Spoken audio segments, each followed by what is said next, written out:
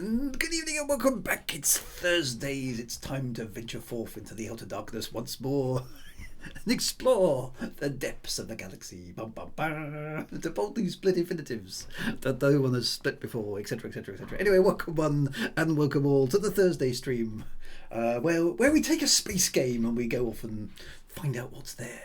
It's all exciting stuff, very exciting, particularly exciting of late with Starship Simulator that we've been playing for the last few weeks. And apologies I wasn't here last week. Why wasn't I here last week? I can't remember. That's because of my short-term memory problem, which would be fine, apart from the problem with my short-term memory. So I told you about my short-term memory problem.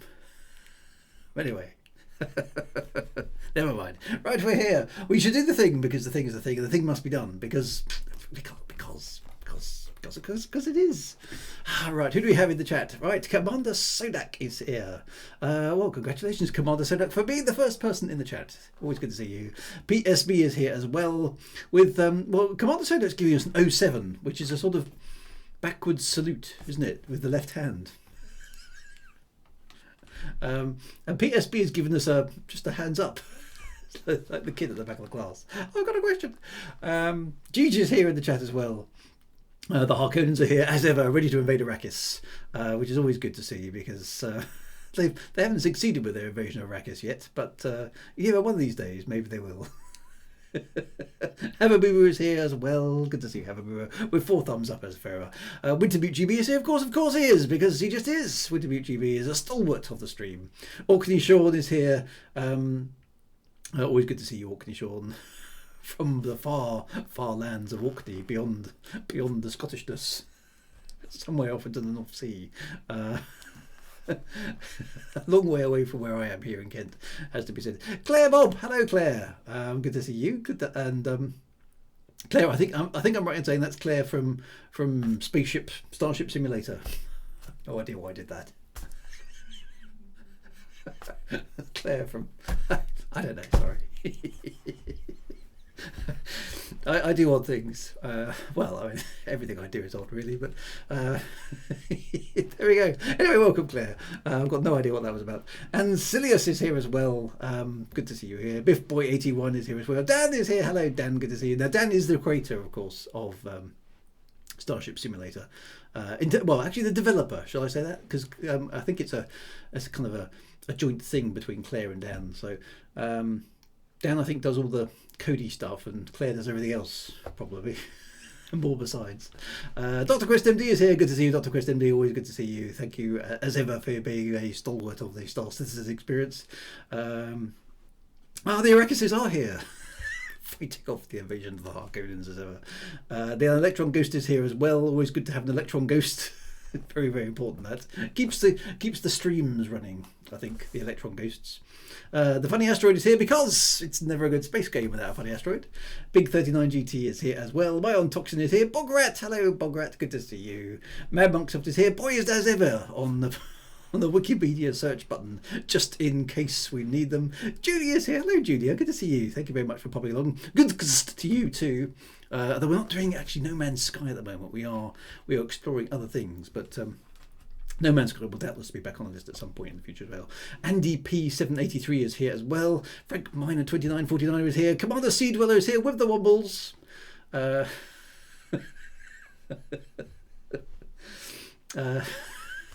On the common, picking up rubbish and stuff.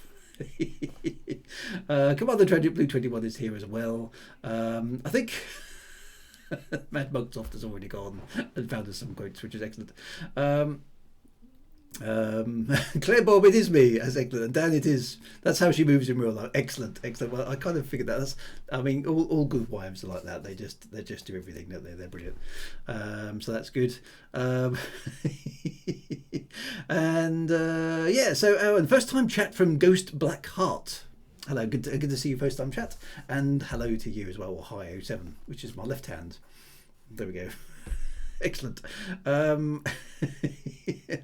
one and welcome all. Right, so let us crank on with the game. Now, it did receive, I noticed in the week, or was it last week, when I fired it up, it updated itself, which is always exciting when the game updates itself, because it means stuff has happened. So let me let me press the play button here. Music has happened. And press that button, and with a bit of luck, boom. Oh, hang on. What's happened to my screen resolution? That's gone a bit weird. Oh, I know what's happened. Sorry. I was showing it to my youngest son. I was like, look at this cool thing that I'll be playing. And I think I set the screen resolution to full width, which I can't stream at because it goes funny. So let me reset that to that. I think that should look better. There we go.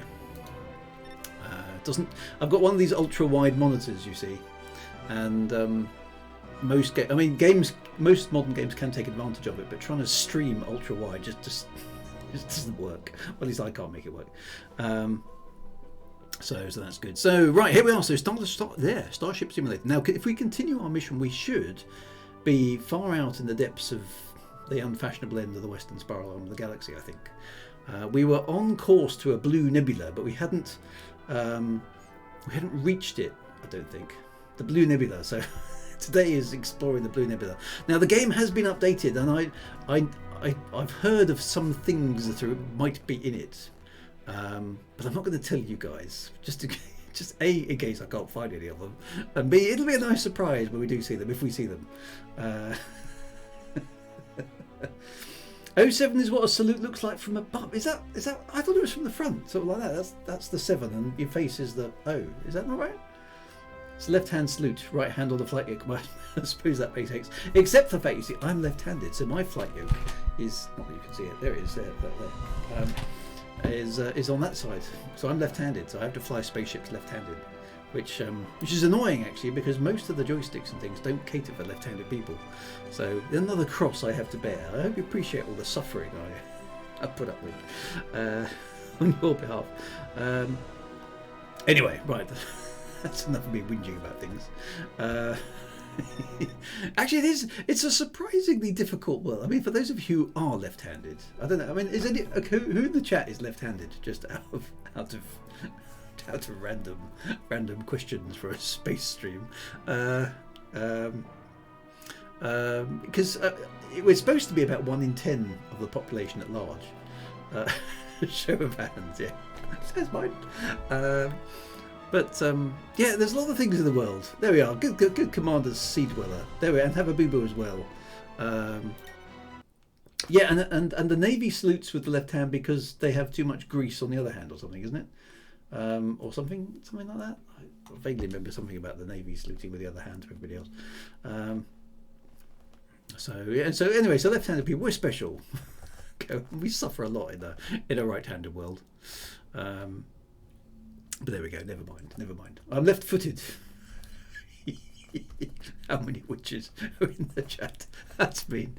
Right. Anyway, enough of that. So here we are aboard my starship, which is the US. No, the something NS Eurydice. For reasons which I probably won't explain again for a bit. Now, one thing I was going to ask Dan, since he's in the chat, is I don't know if it's my mouse and whether I've got it set to a relatively sensitive level in Windows itself, because having just played around with the settings here, I've put my mouse sensitivity down to the absolute minimum, and it's still way too much for me. So I don't know if that's my PC or what, but I'd like to be able to drag the slider even further down, if that's a thing. I don't know. It's just a bit of feedback from me. But anyway, we are here in the conference room, and I think I saw it actually out the window. There is the blue nebula. I think behind the ship, because I think we parked the ship. Do you park ships? I don't know. What do you do when you leave your ship in space? Because it's not moored, is it? Moored is when you've tied up to a dock. Do you just what's somebody must know, there must be a nautical term for a ship that is stationary in space doesn't make sense either, does it? Stopped. that's very That's quite dull, though, isn't it? Can't just say we stopped it. And that's not accurate either. Lingering.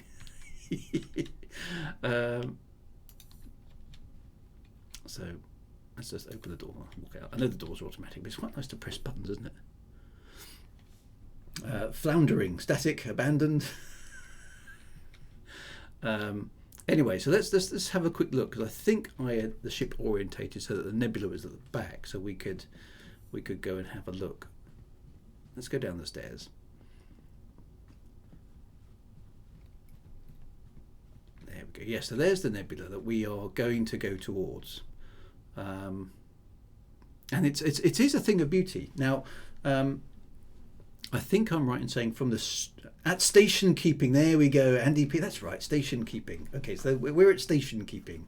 Okay, crashed, resting, abandoned. No, station keeping is definitely correct. Andy P. You get 2 streamer points for that, which you can cash in at some undisclosed point in the future for some amazing prizes. So right, yeah. So I mean, there we go. Look at that. I mean, I hope it came across quite well on the stream, but it looks amazing on my monitor.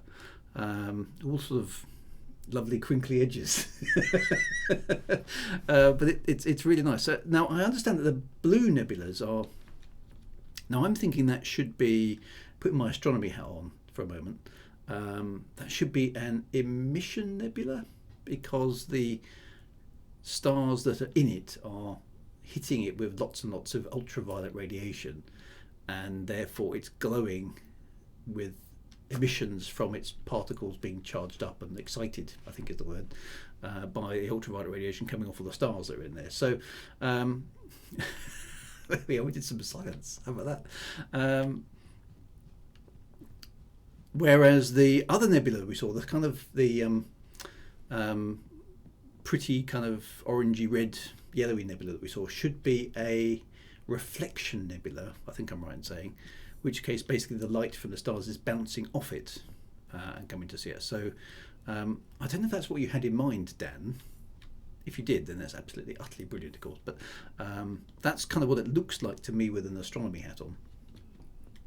But there we go. So it's an open cluster, so it is a new star birthing region. Okay, that's quite cool. So we should see some young stars in there. Now I've got to remember, to get the external view I have to sit in the helm, don't I? Right, let's do that. Okay, right, then we can use the cameras. Okay, so there's the nebula, and at the moment, because we are, I've forgotten how to fly the ship. There we go. Use the cursor keys. There we go. Right, so if we point at the nebula and then turn the ship around, we definitely need some running lights on the ship. I know that's something that's on the list. Well, at least wasn't it on the list and it broke or something, and then it's coming back. So for those watching the stream for the first time, this is an early access version of this this game. It's still under development, and Dan is in the chat. Dan and Claire are in the chat, actually, the creators of this game, and we're looking at it from a kind of like, isn't this cool? Giving them a G up to go, yay guys, we really want to see this, because it is amazing. And the idea being that you can just fly a starship with a crew of your mates, basically, through space and explore stuff and boldly go and seek out things. That would make a really good quote if I could just make it a bit more pithy, you know. Need to work on that. So here we are looking now at the nebula, and this is where you find the O-class stars. Okay, so you'll notice the A deck windows light up, so that's new. Did I miss a feature that I should have really gone? Ooh, sorry. Let's have a look at that. A deck is what? The bridge, isn't it? Oh, I've just jumped up and down on my chair. My pilot's getting too excited. Oh yeah, okay. So there we go. Yeah, so the ship is lighting up. Okay, so the bridge. Can we zoom in? No, we can. There we go. Not that far. Okay. So the rest of the ship is still in eclipse, but we can see that. But okay, so you kind of get an idea. Is that a little bit of glow on the hull? There's not very much there, but I'm just trying to squint at the screen. It looks like there is a tiny bit of glow on the hull from the windows, which is quite nice. To go boldly, yeah, we're going to split infinities. We should do it right. For those of you who have been here for the first time, where have you been? That's right. You can see if you zoom in, especially if I'm in multiplayer. So I can zoom in. I can zoom in a bit, but I can't zoom in very far. Is that a limitation? Have I got to do something else to zoom in a bit further? Because I can just about see the interior of the bridge there, but it's a long way off. Does it shift? Does that thing? No, it doesn't do anything. So that top section, A deck. But you can see the side. Oh yeah, look, you can actually see the back as well. So that there's the lounge, or whatever it is that we call at the back of the ship, which I suppose is A deck and the top of B deck. There's still work to do there, but the windows will light up the hull eventually. I also need to lessen the restriction on the zoom so you can see a bit closer. Okay, so there's a restriction on the zoom, so I'm not going mad. Okay. In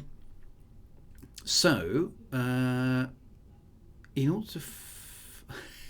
I've got to remember the controls again. Right, so let's engage FTL. That gives us a shunk sound,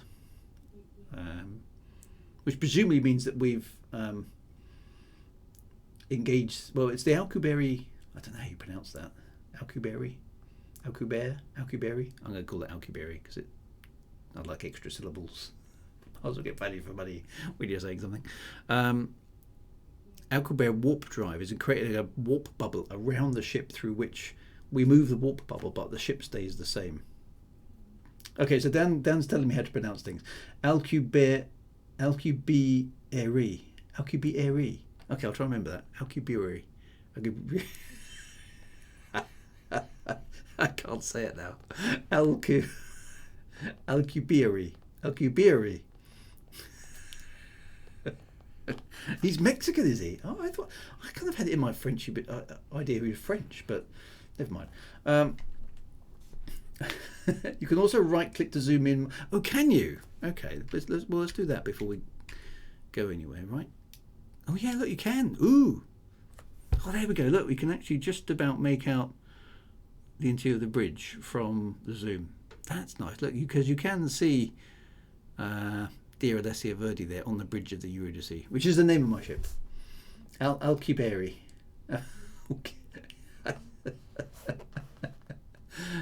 Yeah, so I need to... Yes. Well, if we have multiplayer, which we know is coming, then... Yeah, well, I mean, that's a screenshot, isn't it? Everybody on the bridge giving the camera a wave. We'll have to definitely do that at some point. Right, so I'm just trying to remember the controls. It's W, isn't it? And that will move us forward. I think that's right, W and S. Oh, it does have multiplayer already. Okay, so we're going to have to try this. What do we need to do? I mean, I'm just... Well, we are moving now. So, if I wanted somebody to join this game, do I have to start a multiplayer game, and then people can join me? Is that how that works? So from the main menu, choose multiplayer, and then host a game. Okay, we're going to have to try this then. When an alpha version comes out, because I'll have to obviously give a bunch of people. We'll have to get a bunch of people to have the game, obviously. In order to do that, but we definitely got to try that. I'm just going to sit in the captain's chair and give random orders to people. That would be great fun. Right, so let's whack the speed up, because whilst we're moving, I mean, light speed just isn't fast enough, is it? What speed are we doing? We're at 18%, so we're travelling at 28,000 kilometers per second, which in interstellar space is obviously like nothing. So let's push it up. And we can see, there we go, we've now gone past warp 1 at 23% field power. Now it's interesting, this field power is well, it's not exponential, is it? It's way more than exponential, I think. because every percentage increase, if I go down 1%, our speed drops to 209,000 kilometers per second, which is a tiny fraction of the speed of light. And if I go up by 1%, it's it's warp factor 1 effectively. We don't say warp factor. If I go up another percent, there we go, at 1.7 times the speed of light. And at 25%, we're at 2.5 times the speed of light. And notice how quickly every percentage increase in field power is pushing up our speed dramatically. So it's a really sharp curve, isn't it? New interstellar regulations require one more person on all ships, just say. Which Star Trek captain would you be like then? Well, see, I'd like to think I was like Captain Picard, you know. That's what I'd like to be like. I suspect I'll be more like John Harriman from the Enterprise B. Basically gives up almost straight away and hands it back to Captain Kirk. I have delusions of grandeur, as you can probably tell. Right, let's whack this up and let's get into this nebula. There might even be coffee in that there nebula. Who's to know? Right, so let's get that up to 100%. There we go. And let's go back for external view, because then we can watch the amazingness of the nebula coming towards us. So we're looking for some O-class stars. The Coffee Nebula. Right. Okay, so right now field power is a multiplication power of input wattage. I'll be refining that over time, but the main issue is that we're squishing a range of 30 kilometers per second to 2.6 million C into a 0 to 100% slider. Yes, that must have been quite a tricky piece of maths, actually. So it doesn't feel like it's all that unbalanced to me at the moment, because it gives you a reasonable travel time, but it still gives you the ability to maneuver, because you've got a slider which has got 100 increments on it. I mean, that's okay. I mean, it doesn't feel to me like it's difficult to control. So I know Julia says 1% of the speed of light is really not. Yeah, but from an interstellar perspective, 1% of the speed of light is not very useful, is it? I mean, even the speed of light is way too slow. Aren't all stars O-shaped? Yeah. Drew's more like Commander Taggart. Galaxy Quest. Yeah, I'll go for that. Yeah, that's okay. Do you have to rip your shirt? Now that's a thing for Dan. Will there be a shirt ripping option available for the more adventurous captains?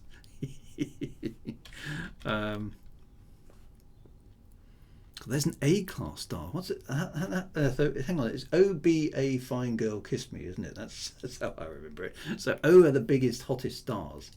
OBAFGKM. Yep. I was looking at an unbuttoned jacket option. Excellent. Right, I think we're now approaching the outer reaches of. Yeah, we are. We're actually in the outer reaches of the nebula now. You can see it sort of streaming past us. The way this works with the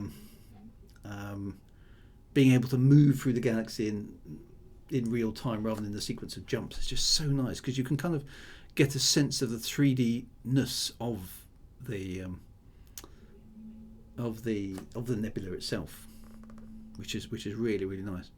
So I suppose I'm looking. We're seeing K-class and M-class stars close to us. So let's go back to the here. Okay. So look, this is another thing I really like about this, is that you can see our progress through the galaxy. So here in this holographic display, you can see our ship there in the middle. There it is there. And you can see that there's an O-class star there, actually, off our port bow. So if we turn left, we should be able to see that. So what would be really nice here, if I had multiple crew, of course, is that I'd be able to tell one of them to go left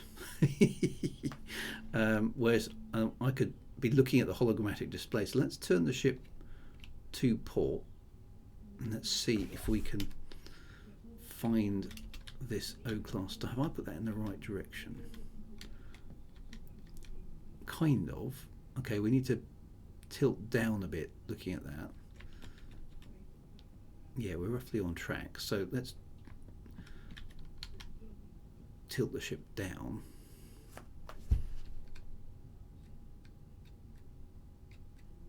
There we go, we've got an O-class star directly ahead. Okay, that's nice. Right, so and these should be the hottest type of stars available. Okay, now what I'm going to do, can I, if I shut down the warp drive for a moment, let's just bring ourselves to a gentle halt. What's the left hand down a bit, number one? Yeah, no. The nebula will be added to the holo display soon. That will make visualize position. Yeah, that will be nice. Okay, so can I O-class star? See, look, it says 38,000 kelvins, and that's like crazily hot, isn't it? Now, with a bit of luck, I will be able to see it on the scanner. So, still a region. There it is. There. Will the there it is. The O-class star is there. Okay, so scan it. And it's got a stacked load of planets around it, which is nice. So let's go and see the O-class star first. Center helm, that should be the right target. I think the navigation system you've got on here, I mean, I know it's not complete, but it's really elegant the way it works. And, you know, for multi-crew stuff, being able to talk to each other and go, you know, set course to that M-class star over there, or the O-class star in this case, is really nice. Look there, it's actually showing that. Is that new? I don't remember that from before. Look, it's actually got the sensor target locked on it, so that if I'm the captain and I'm sort of here with my chair and my collection of disco lights, I can stand here imperiously aboard my starship and see you guys like plot the course to this O-class star here. I go, no, not that one, the other one. Click on that O-class star, and then so. This hologrammatic display in the middle of the bridge is really, really nice because I can go, yep, that's where I want to go. Right, set course for that target there, and I can see the sensor target light up and go, yep, that's where I want to go. Right, engage warp, not warp factor 1, 20% power, whatever it is. So technically, I think O-class stars shouldn't have much in the way of planets because of their age. So I'll find that over time. So O-class stars shouldn't be very young. Should be very young, shouldn't they? Because they just don't last very long because they burn out their fuel really, really fast. So there isn't time for planets to form, as I understand it. Right. So, okay. Use the sensor target. There we go. The navigation target is set. Engage FTL. Don't know why I switched that off. Right. So. Auto nav, and off it goes. Right, now what we can do now is we can watch our progress by looking at the hologram, which I think is really cool. I like this. A few million years at most, so yeah, so they're really, really new. So again, looking at the thing, you can see the ship slowly moving towards the target, which is really nice. ETA, there we go, it's accelerating now. Because the ship stays in the middle and the universe moves around it. Drew starts ordering us about and he'll find out about mutiny. Mutiny simulator. Burn bright, die young, go out with a bang. That's exactly right. Yeah, that's exactly right. So anyway, we're on the course of that O-class star. Now it's going to be interesting to see what this appears. Now I think I might have to be ready with the screen protectors, which are currently off, I think, because when we get into range of this star, it's presumably going to be insanely bright.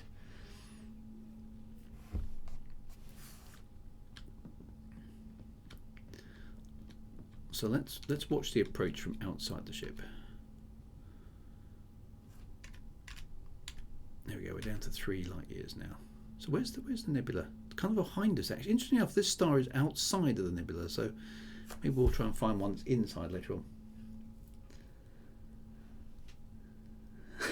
Factor 50 at the ready, yeah. And what we need is some really terrific sunblock cream. I wonder if we're going to stand a Wilkes chance on a supernova. So this star ought to also be pretty darn big as well. I think we're talking hundreds of times the output of our sun. Okay, so here we go. We're now within light year, slowing down. Here comes the solar system. Lots of planets actually.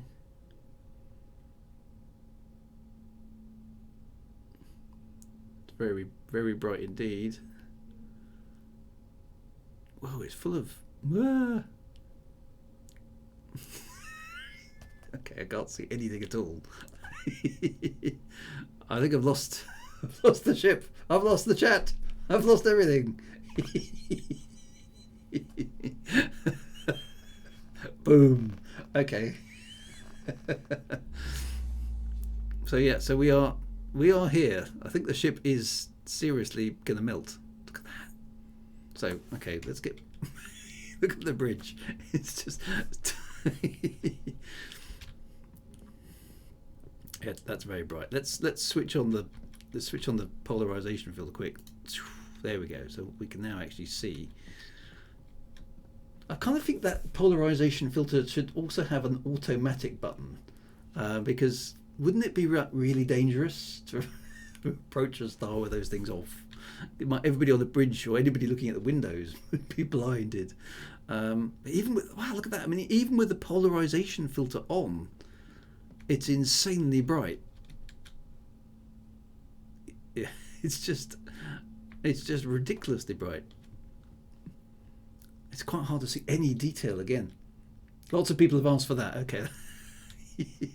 Kind of just makes sense to me that that's the sort of facility that you would have on a ship like that, in case you came across anything like ultra bright, auto contrasting. It's like on my car. I haven't quite got used to it yet on this new car that I bought. It's got an auto dimming rear view mirror, which presumably, I don't quite know how it works, but presumably it detects that there's light shining on my mirror, and it dims itself. That's what we need. Some 20th century tech, but kind of a slightly bigger scale. But wow, I mean, look at that. I mean, that's just, and it's all churning, and I love the solar effects in this game. It's just, that looks, I mean, that shows you how bright it is. It's just like a burning kind of wall of incandescence. It's just, I have it on my glasses. Surely we can have it on this. Yeah, peril sensitive sunglasses. That's what we need. So yeah, so that's that is insanely good. I'll tell you what, I'm going to roll the ship around so we can look at it out from out the back, because that's the best place on the ship is the rear view. It's just when I go outside, it's just, the ship. So I suppose the question is, I mean, obviously at the moment the game kind of isn't doing peril, if that makes sense. I'm just trying to get, that's about right, isn't it? So that's it, you know, so we could just fly around with impunity, but presumably flying close to a star isn't a particularly smart thing to do in a starship. Look at that way the sun is like. Look at that. That's really nice. Look, it's even glowing in the air from the rear of the ship, and all the shadows. Look at those. Those are some really complicated shadows there. Is that the logo from somewhere? Just seeing what that interesting little curve there is. Where's that coming from? Look at the sunlight on the carpet. That's really nice. I shouldn't be impressed by shadows and things very much nowadays, because it's, you know, I know it's the game, but look at that. I mean, there's mist in the air, and the light is so bright it's casting kind of God rays around the insides of the ship. I mean, this looks like we've just arrived in heaven. Look. Is it the logo for the lounge doors? I was going to say it looks like it is. So yeah, you can. It's it is. It's actually that's the fleet logo, isn't it? From. Is it the fleet logo? Where's the fleet logo?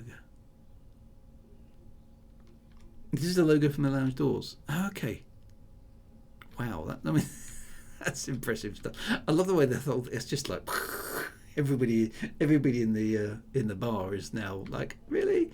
I think are there window controls down here? Because otherwise, other parts of the ship are going to have problems, aren't they? I mean, it's just. I feel like some sort of choral kind of angelic music should be playing at this point. Go and look at the other side of the door. Oh, hang on a minute. Okay. Oh yeah. So oh wow, it's got a sort of. Now that doesn't appear on both sides. So how does that work? Is that like a clever hologrammatic projection on the doors then? So the logo does cast shadows, but you can't see it from this side. Oh, that's it. That's a dev fail. Right, okay then. Okay, so yeah, but that's casting a shadow all the way down there on the bridge from this angle because I've got the sun oriented like that. That's that's really quite cool. But yeah, we definitely are going to need auto dimming windows because that. I mean, I know it's not actually painful to look at, but it feels like it should be painful to look at. And I think my eyes are sort of flinching in sympathetic response to go, don't, for God's sake, Drew, don't look out of those windows because it's going to fry your retinas. I mean, whoa. It's just, boom. So, okay, so is there going to be quite a lot of peril associated with doing this in the real game? Because I mean, it strikes me that it should be a distinctly non-trivial thing to get your ship that close to a star, because you know stars are hot, right? Let's go to a nearby planet, the first planet out. There we go. And scan the target. Do we need to do that? I can't remember. Send to hell. There we go. I do need a crew. This will be a lot faster with a crew. Use sensor target. Right. Okay. So the interesting enough here, the first planet out is 120 AUs away from the star. So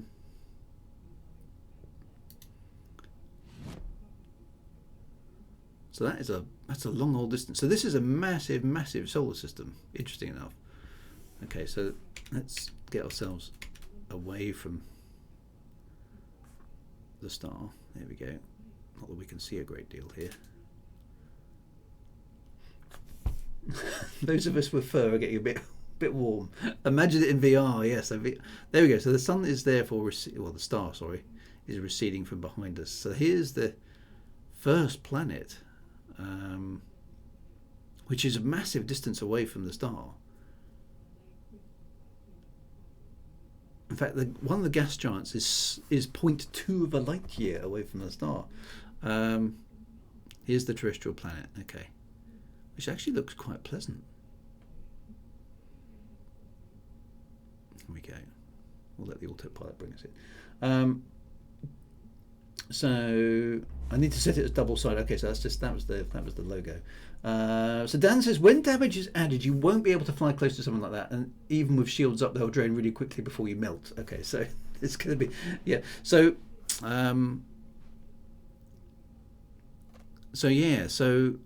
that gives you all sorts of things, because I mean, would there be a reason for going close to a star? I suppose is the question, which would make it worth the risk in some odd sort of way. This does look like a water world. Is that ice down there, or is that? Oh, I think you just want to get out and do a bit of science now. There's the nebula in the background, which is quite pleasant. So let's do here's the eye candy. So that's 128 hues away. This is a massive solar system. Like I said, one of those gas giants over there is 0.2 of a light year away. The others are like 1,000 AUs away as a terrestrial planet.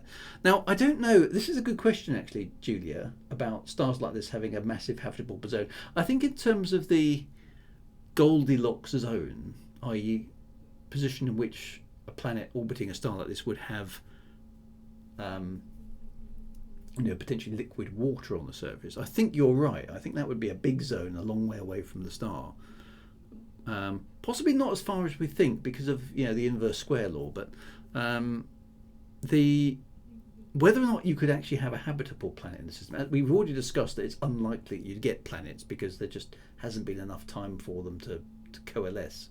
So I suppose what we ought to be seeing here, which Dan can tell us whether or not he's working on, is a massive planetary solar system sized accretion disk of debris after the star is formed. That would be a cool thing to see, a planetary system in prior to it becoming a planetary system. I don't know if that's on the drawing board or not. But the big problem with a star like this is this whole area would be flooded with ultraviolet radiation, which would be really, really bad. Now, presumably we've got magic space shields which would shield the ship, but it wouldn't be that conducive for life to develop, I don't think. Dan says if you look on the sensors, it will tell you the habitable zone. Will it? Ooh, I don't remember seeing that before. Let's check that out. So how does that work then? Okay, so O-class star. An O-class main sequence star with an average temperature of Kelvin and a radius of million kilometers. The star's there we go. The star's habitable zone extends from 278 AUs to 492 AUs, with its frost line sitting at 1,292 AUs. This star system is approximately 8 million years old, I suppose it is. So protoplanetary disks are planned. Oh wow! What's amazing about this is every time I think, hang on, there's a thing. I bet he hasn't thought about this. He has, which is awesome. But what about one of them? I've got that as well. It's on the list. Good for you, Dan. That's brilliant. Okay, wow. So there's a bit of science there. So that's quite cool. So we know, therefore, that there's no point looking at this planet for anything interesting because it will be fried. But this planet, the terrestrial planet here at 327 AUs, is potentially interesting. So we can do a bit of science, like it. So let's click on that terrestrial planet.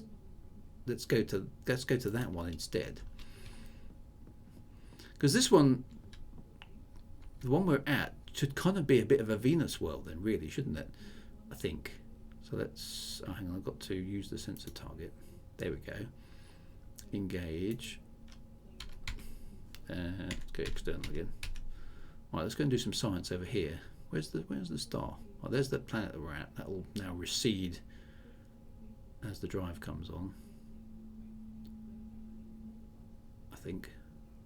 Or did I not engage the FTL? Oh, I forgot to switch the engines on. It's always one. It's always me. There we go. Z. Is it really a terrestrial planet? If it's terrestrial planet presumably means a small rocky world of approximately Earth size. I'm guessing. Is that right? Or is terrestrial Earth-like? Oh, that's a good question, actually. Terrestrial, I think, in astronomical speak, is just a rocky world of Earth size with an atmosphere. I don't know. Terminology is something I took from NASA. So terrestrial means anything rocky, yeah, as opposed to a gas giant or an ice giant or anything like that. Okay, so this is the other Earth. Now this one looks. This one definitely looks a bit different. Okay. So this one looks more. That looks really amazing. That one does. So here we go. We've arrived. So that one. Look at that lovely atmosphere there.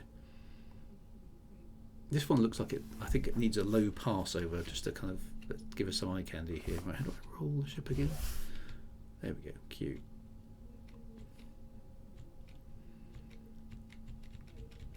What's nice about this, of course, is Dan has created this procedural galaxy, so he doesn't actually know what's out here either. That does look a bit dry. It looks. I mean, that's Arrakis. Our resident desert planet expert, Arrakis. What do you think? Does it look like home? I think we can afford to do a low-level pass over this planet. That looks about right? Is the other warp drive, the FTL is still online? Okay, so let's cruise along a little bit. Not enough worms. It is a bit Tatooine, isn't it? Is that working?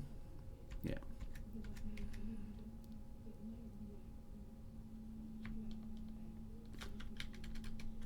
Why aren't we moving? Oh, done it again, haven't I? Got to switch the engines on. Right, let's not go too fast. No, slow down. There we go. Right, so I want to. Yeah, we're getting quite close to the surface. There we go. I'm going to add a limited HUD to the external view so you can actually see what that would be quite useful, just to have a few little bits.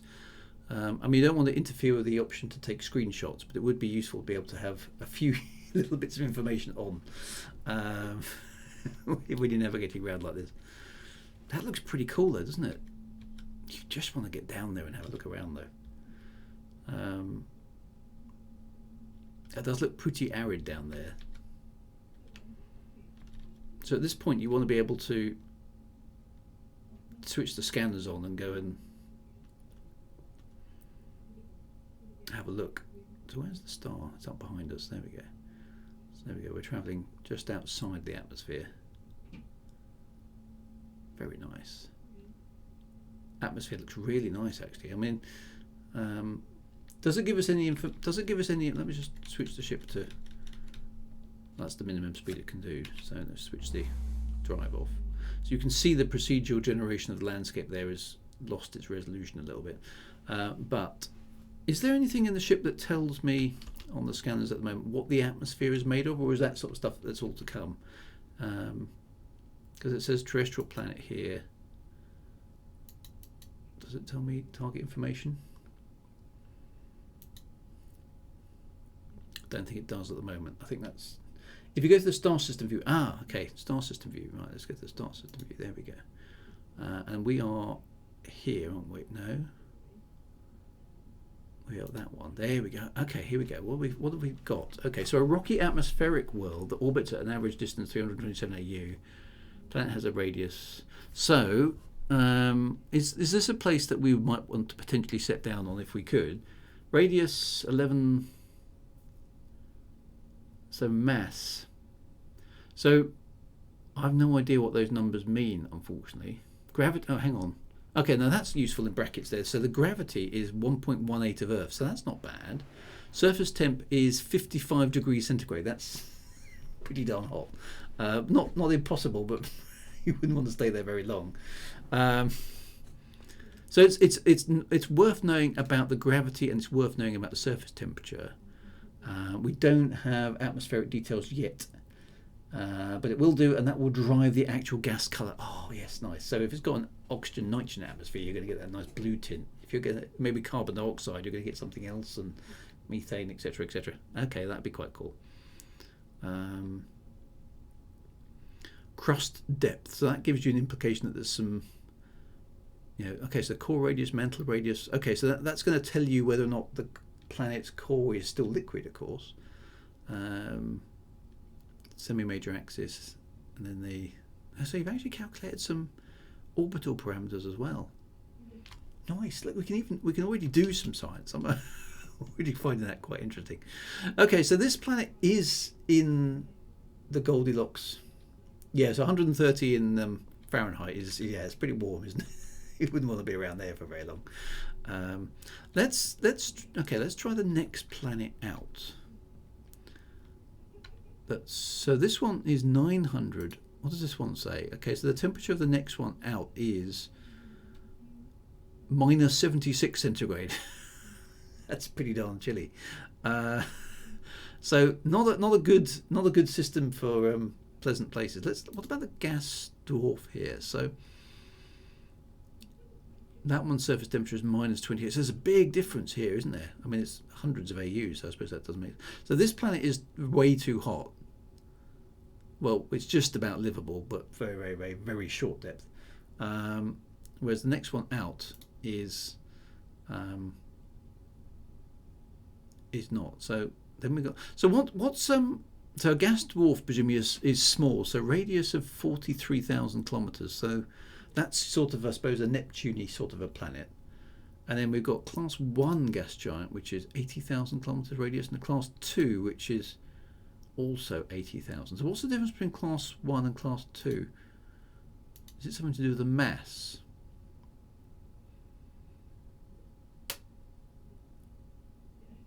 And there's an ice giant. So there's quite a lot of different categories. I haven't seen it. Let's go and have a look at these different ones. If you look up the Sudarsky scale, that's the classes, right? Okay. So gas dwarfs is like sub-Neptunes. Okay, so I should know the Sudarsky scale, but I don't. I'm going to have to go and add that to my list of things to go and look up. A gas. Let's go and look at a gas dwarf, because I haven't seen one of those. So we'll do a bit of science in the solar system, because science is fun. Right. So use sensor target. Engage the FTL. It's a very smart Starship, this. You just press buttons and it does it. Then we can go back and watch. Okay, so we'll leave that planet behind us. Look at the way that works. That looks really nice. It's very smooth the way it engages and the speed increases. It's very elegant. Very elegant way to fly a Starship, I think. It doesn't take us too long to get around the solar system, but it's kind of rewarding. It's a nice length of time. It takes to get around the solar system. Not too fast, not too slow. You feel like you're travelling a big distance, but you're not like kind of really got another 20 minutes before I get there. So it's nicely judged already. Getting around the solar system. Okay, wow, look at that. So that is what did we say this was? A gas dwarf. That looks really pretty.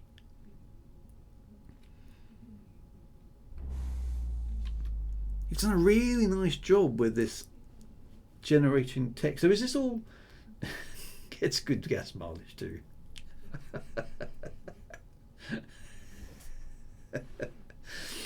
The clouds do move. What? Really? Oh, hang on, I've got to take the shields off. Not the shields, the polarization filters. There we go. That does look spectacular. So, you're saying, can I zoom in? I can't really see motion at this range. Not in the. Let's have a zoom in on the external view. Oh, well, that doesn't. Oh, that doesn't zoom in there. Right mouse button to zoom. Sorry, yes. Oh yeah. So it's actually. Oh, it is as well. Look, it's animated. The gas giant's actually. Oh, that's nice. So the. Yes, that's really quite nice. And is it planned to have the planets rotating as well? So a planet like this could be rotating quite fast. I do like that. I mean, that's obviously a bit exaggerated for funds and graphics, but that really gives you a sense. That does look really nice, doesn't it? And I like the fact there's a spot there, like a the great. We discovered something tonight. The great brown spot. Not sure that's a discovery we're all going to be all that proud of, but the great brown spot has been discovered by this crew. Let's see if we can find something a different colour. Right, so let's go. Okay, let's go. The next one out is a class 2 gas giant. So let's go there. Send to helm. I really do need a crew, don't I? Because all this running, I'm going to be exhausted running back and forward to the helm station. Right, so use the sensor target. Engage the FTL. and engage the autopilot. It's easier than driving my car, this. Right, engage. There it goes. Farewell, brown spot.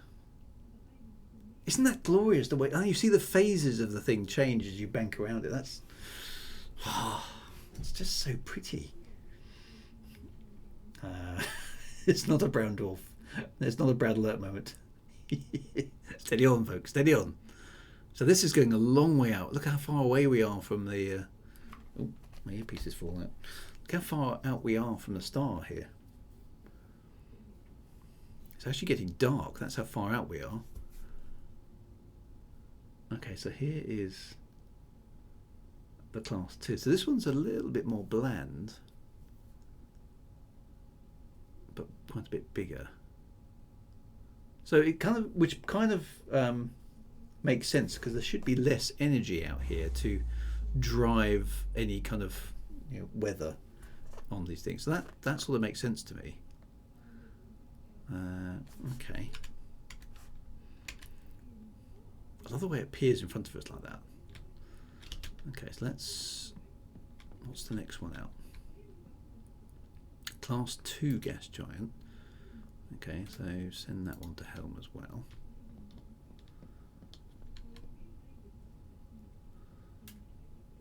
Use sensor target. Gauge the FTL. I'm getting good at this, look, I know what I'm doing. Kind of. Engage. I love watching it from the outside as the ship figures out. Hello. No, bad navigation. Flew straight through the planet. that could have ended the trip real quick. That might need to be added to the list of things. It probably is, I'm sure. I'm sure somebody else has flown through a planet before. But hey, we're still alive. Well, we flew through a black hole the other week, didn't we? And we survived that. So clearly our ship is made of some pretty stern stuff. Okay, so this one, actually no, look, this one's really different. Look at that. Okay, so there's a lot of I need to add a proper pathfinding for the autopilot. Yeah. Isn't weather a combination of rotation of the solid mass under the gas atmosphere regardless of distance from the sun? Give Drew the keys to a new ship, he punches a hole in the planet. That one looks amazing. So we're going to have to take a pass. Let's fly past the... I've always wanted to do this, actually. I mean, obviously not in real life, because that would be mad, but do close approaches to a... Okay, Z switches it on. Let's start moving, of course, because it's quite a big planet. Technically, every gas giant in the game should be unique, though gas giants within the same class will be similar. I mean, they're made of the same stuff, aren't they? So, looks like a strawberry shot. It does, doesn't it? There we go. Because it's so massive. This is a real kind of going close to a gas giant like this. This is really like a 2001 moment, isn't it? If you fly up and over the poles, you will see a polar region. Okay, so let's do a fast pass near the equator. Look at the size of that thing.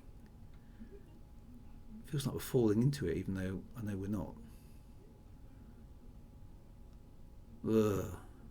Imagine getting close to something like that in real life. That's just terrifying, really, isn't it? A massive great ball of gas like that. We're travelling actually quite fast because it's such a massive planet. It doesn't look like it's moving past us very quickly. Okay, so Dan says to fly over the poles, so let's do precisely that. Is that, are we... I think I'm heading the right... Nope, it's going to be that way, isn't it? Looking at those graphics, let's see. It's quite hard to... Oh, it just looks amazing though.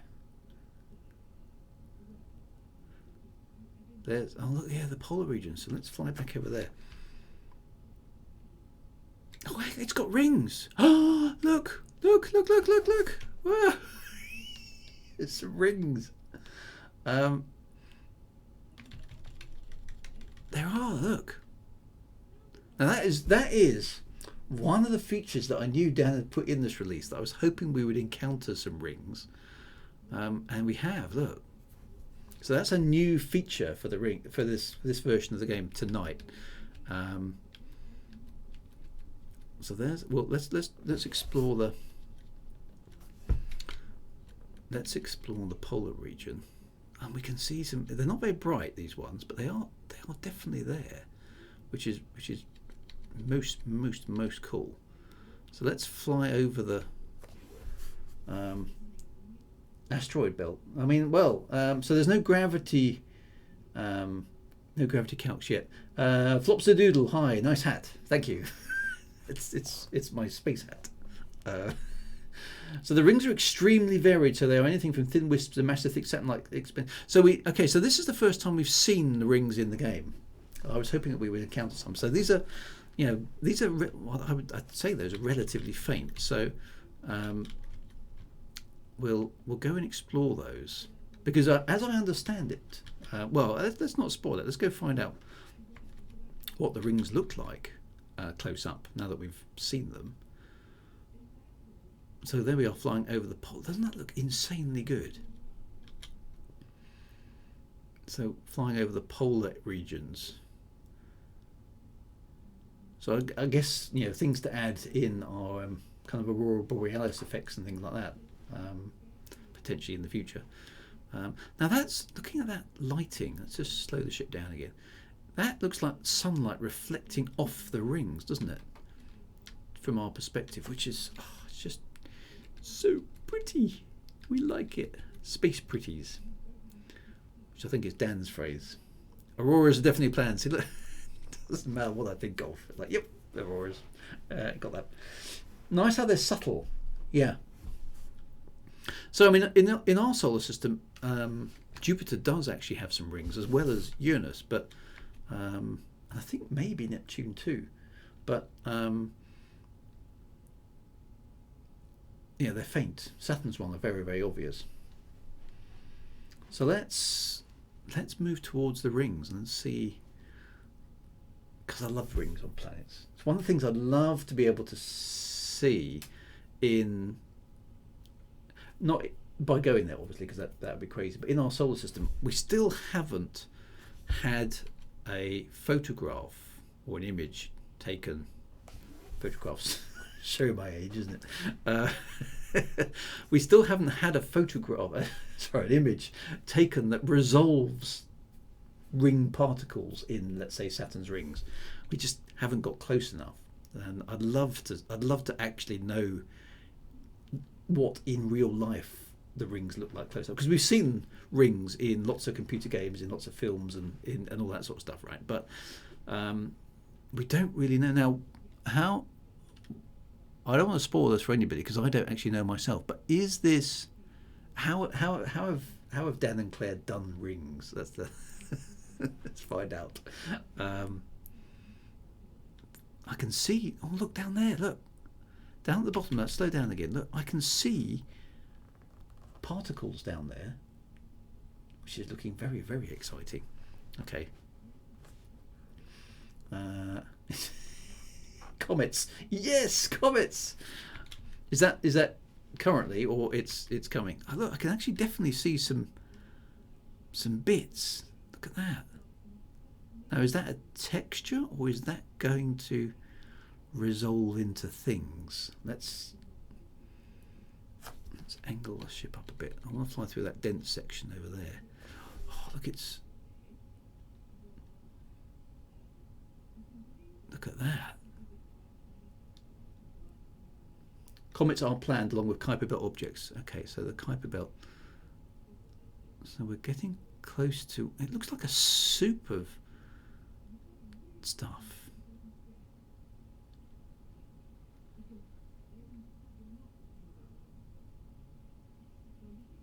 Okay, so it's a texture that we're going to fly through here. Okay, nice. And then it It's majestically thin. Nice. Okay, so this is version 1 of the rings. Version 2 will be volumetric. Okay, so this is version 1 to kind of get the idea in place. Nice. Okay, it looks very effective, particularly as you, it loses a bit obviously as you you get very close, but it looks really good from, yeah, I don't know how far away that was actually, a few thousand kilometers through a few thousand miles, who knows. It looks very pretty. Okay, so I'm liking that. I like the fact that we've got rings. All the space stuff is happening yet. Okay, so what we need to find, so these rings are quite insubstantial ones, in fact very insubstantial ones. They're hard to see against the backdrop. So there are other gas giants out here. So let's see if any of the other ones in this system have got rings. So what else have we got here? We've got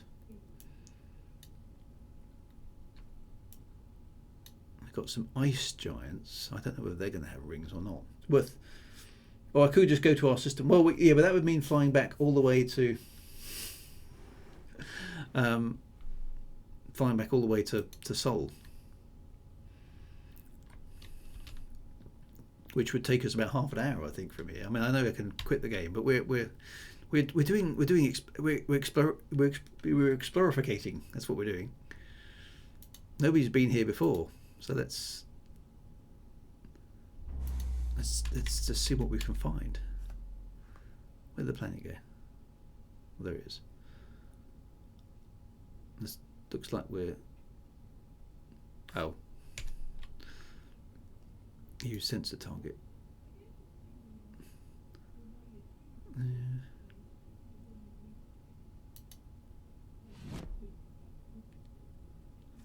Is that right? I think I've got something wrong there. I missed it.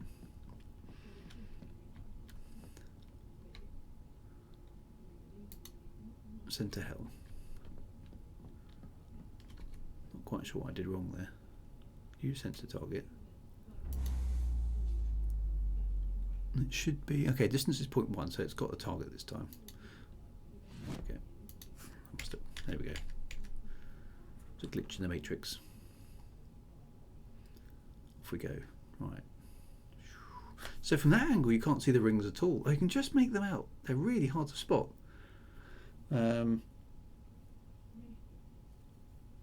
So ice giants do have the capability. So what controls whether or not rings appear? Is there a sort of formula, or have you got some sort of calculation going on, or is it random, or what is it? I don't know what. I mean, we've only got one good example. I mean, most of the planets that are gas giants in our solar system do have rings of one type or another. Right now, it's a flat 7% chance on all gas giants. Okay, so we should see about 1 in 12 or something. Okay, so this one doesn't look like it does.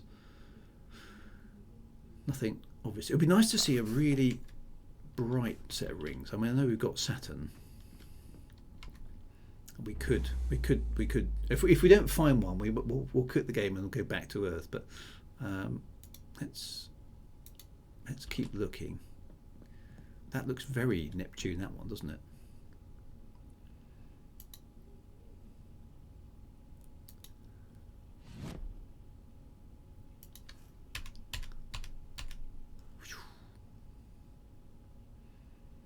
Engage.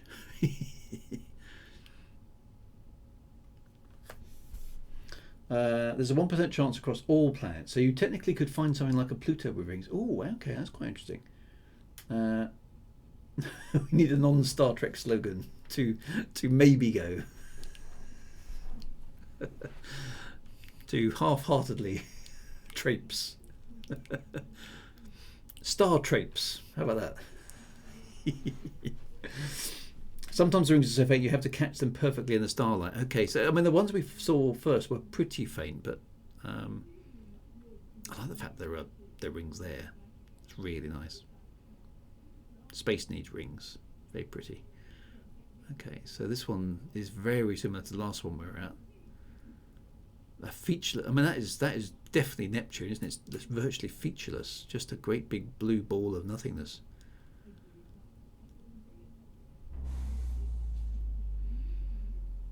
So I tell you what, why don't we? There's a G-type star over there. I've just noticed. Should be within 10 AU. Still a region. G-class star. Let's scan the target. What's that got? That's got gas giants and things. Let's go there, because G-class stars might be quite similar to what we've got.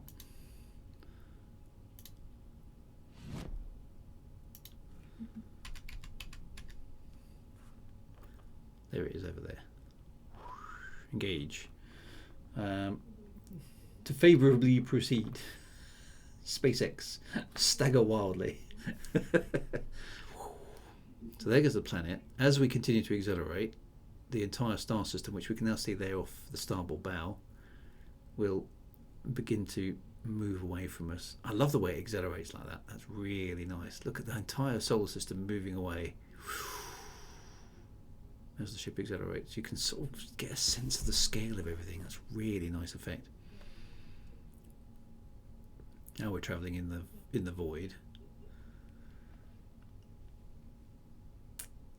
That's a good question from Glenn. How do you choose what to work on next? I know you were working on rings and other things, and they were placing the ship to build, but it's you know, how do you prioritise things? That's a good question. I could go. Yeah, I should have gone directly to it. Claire makes his lists, and they force him to stick to them. Excellent.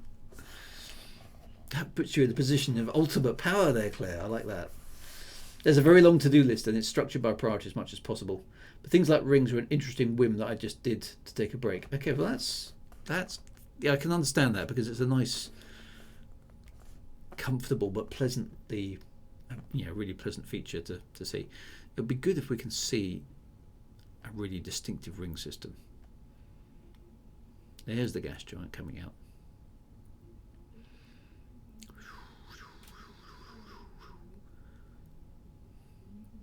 So we're actually going to drop in at the star here, which has got a nice orangey colour, as you would expect. Let us actually go. Oops. Oh, what did I do there? Oh.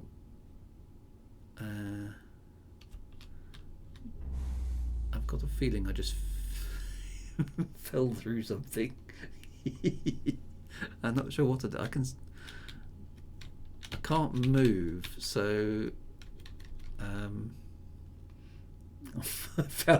found the chair bug. Excellent. I found the infamous chair bug.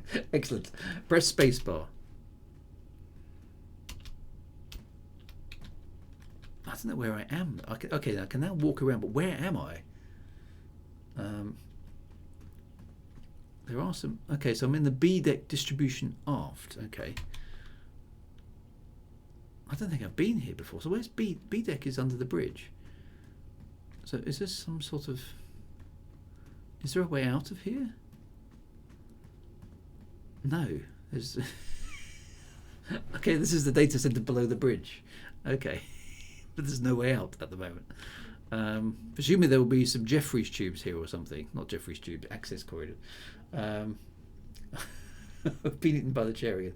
You're in what will be the server room under the bridge. Okay, so I can use Alt 1 to teleport back.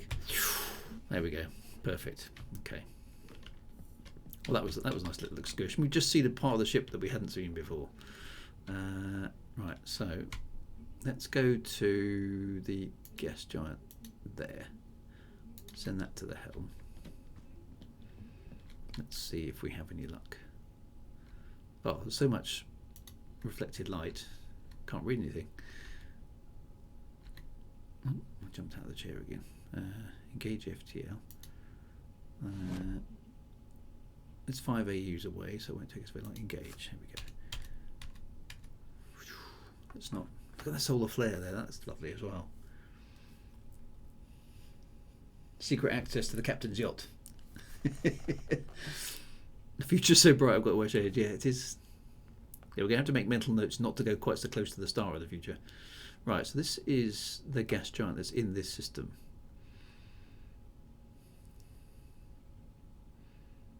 Is it going to have any rings? It's got some nice bands, but no rings. It's not I can see. That's a lovely sort of salmon-y colour, isn't it?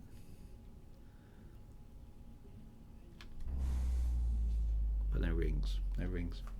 I think we're going to have to go back to Saturn, so we can guarantee one. But I might just keep looking. Do you know what I do want to do while we're here? Let's switch the drives on. Let's fly a little bit deeper into the nebula.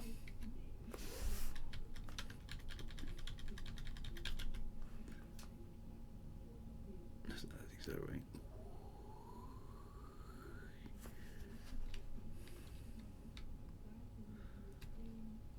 Let's see what else we can find in there.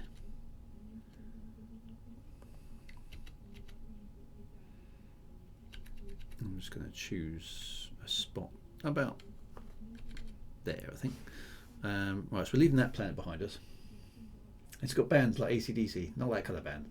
Try flying perpendicular to the equator a little bit, see if there's any rings reflecting in the starlight. Okay, yes, that's a good suggestion. But I just want to get a bit deeper into the nebula, so I've gone to what I think is maximum speed. No, it's not. Let's go to maximum speed. There we go.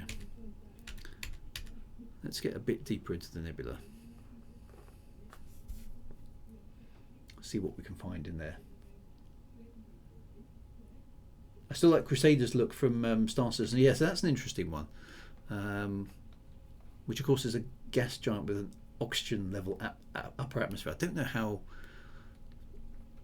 Some people have said that is potentially feasible, but it seems quite unlikely to me. But I don't know. I don't know enough about gas giants to be able to comment. But I mean, it'd be jolly handy if it was, if it was possible.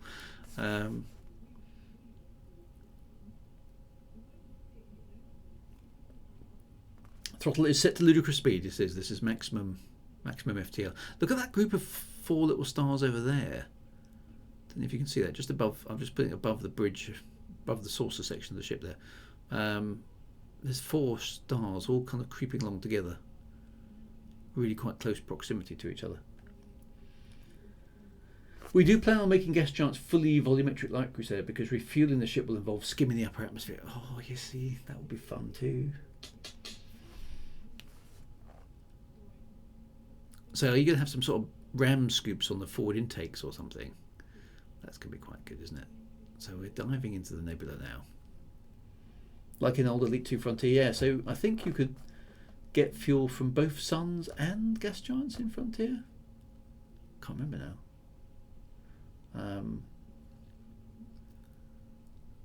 But yeah, scooping in gas giants is a cool thing. You know, with a bit of risk. So the fuel scoop will be underneath on the outer edge of G-deck at the front. Okay, so it'll be underneath there somewhere. Okay, so we're diving into the nebula now, which is very pretty.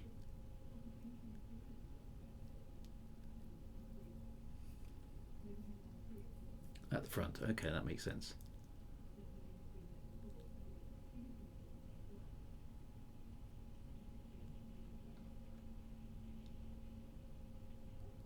I'm interested to see also what you get, you know, in terms of damage and wear and tear on the ship and how you go about fixing things like that. That's going to be quite good fun too.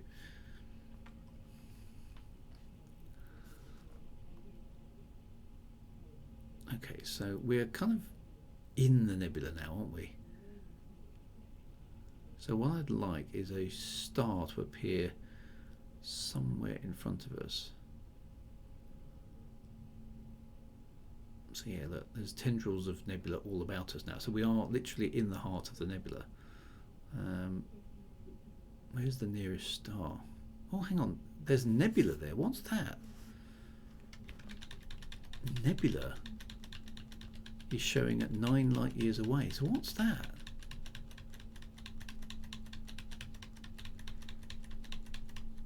So I'll just shut the engines down. What is nebula?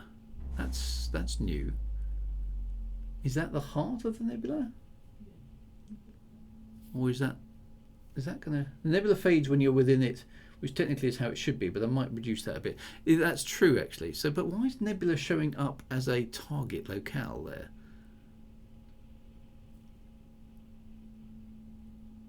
Does that show up on the internal? Is that something we can actually navigate to? Let's have a look at the scanners. Okay, so still a region. It says nebula. What's that? Scan target. Oh, okay. I'm not sure. We found. Okay, so that's the exact middle of the nebula. Well, we should go there. Okay, well, even though we're not supposed to, because it's not supposed to show up. Let's go to the center of the nebula, because the game is currently allowing us to do that. We always love finding little things like this. Okay, so I'm not sure why that's showing up. Actually, it should be hidden. Too late. We're going there. Engage FTL. Engage. Well, this could blow stuff up, but hey, it's got to be worth a try. We're heading straight for the nebula, whatever it is. Nebula is the blue girl in Guardians of the Galaxy. So, will there be anything? Well, this is going to be an interesting test. What do you think is going to happen, Dan? Because it says there's a G-type star there. It'll be fascinating if it generated planets, because it should. It reckons there's a G-type star there, but let's see what the game does. This is proper exploration. We're now exploring stuff that even the creator of the universe doesn't know is there. What's going to be there? They're going to be gremlins. Is there going to be a restaurant? Who knows? Bug explorers, yes. There's just going to be some blue stuff. We're definitely exploring the unknown. So this is absolutely is the heart of the nebula.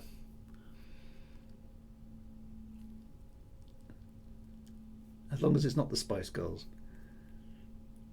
We all do that in games, though. It's very true, trying to see if we can reach the one object we can see, even if we're not supposed to. It's always the kind of like, let's push the edge of the things. We're getting some lovely blueness here, to be fair. Look at that. I mean, that looks gloriously pretty. There's a nice M-class star up there, which might be worth having a look at too. Look at that nebula rolling past the windows there. That's just glorious. Maybe we'll encounter the Shoe event horizon. Alright, we are closing in on whatever that is. Thanos will be there on his throne.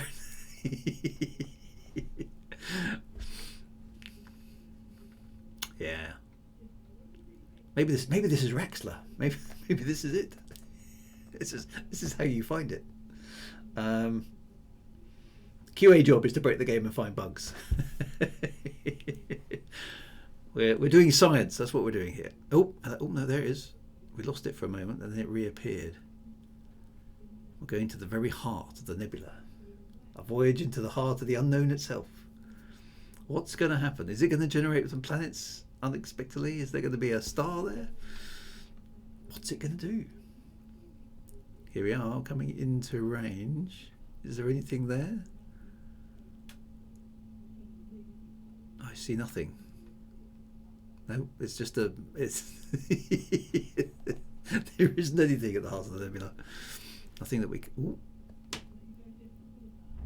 No, we've arrived. There we go. It's just a point in space. But a very pretty point in space. It hasn't actually generated anything at all, which is fine. We're okay with that. The game is still working. Vija is there. Yeah. So we're 250,000 kilometers away from whatever it thinks it is, but there's nothing actually there. So never mind. But that's a relief. If it made planets, I'd be confused. At least the game is doing what Dan thinks it should be doing.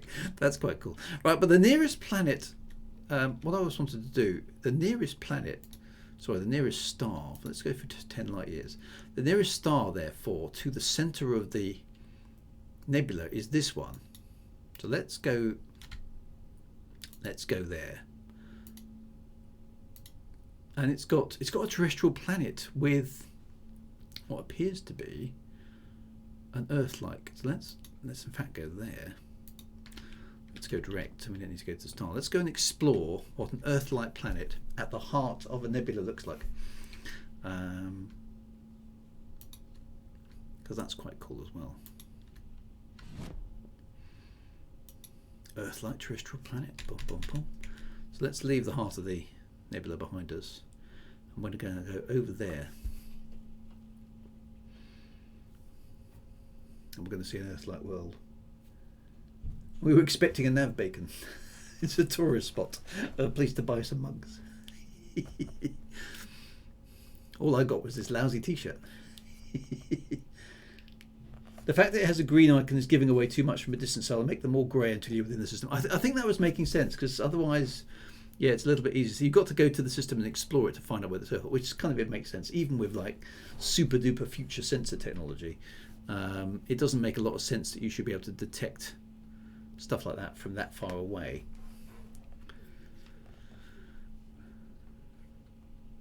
Okay, so we can see the star there, which is quite nice. 1 light year away.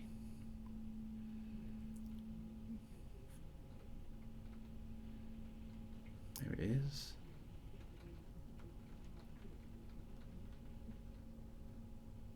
And we're going straight to the terrestrial planet, aren't we? So we can see the solar system appearing. There's the star down there. Here's our planet. Oh, we're coming in from the side. Okay. Oh, yeah, okay. That doesn't look like a particularly friendly place, does it?